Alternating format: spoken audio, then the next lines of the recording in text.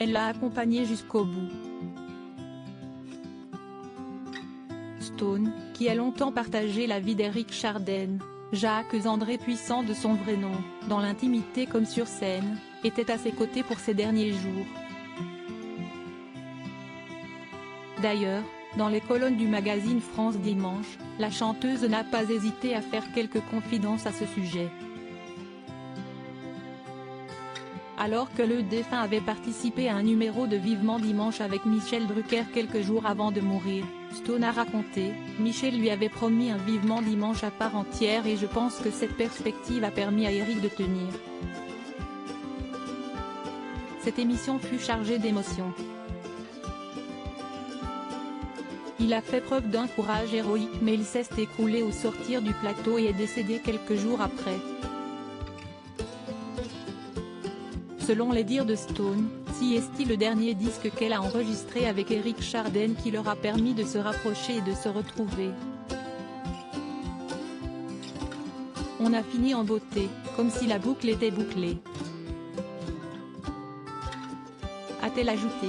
En juin, Michel Drucker va de nouveau rendre hommage au chanteur et elle s'en est finalement réjouie. Stone marié de force a noté que le 14 avril 2022, Stone était passé dans l'émission Ça commence aujourd'hui diffusée sur France 2 et s'était également confié sur sa relation avec Eric Chardin. Étonnamment, elle avait révélé avoir été mariée de force. On s'est aimé dès le début. On était déjà mariés depuis 5 ans quand on a entamé le duo. A-t-elle débuté. Puis, elle avait fini par évoquer leur séparation, on était arrivé au terme de notre histoire.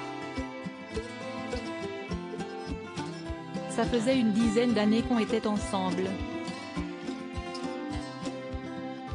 Moi j'avais été mariée à 18 ans par force parce que mon père était très sévère.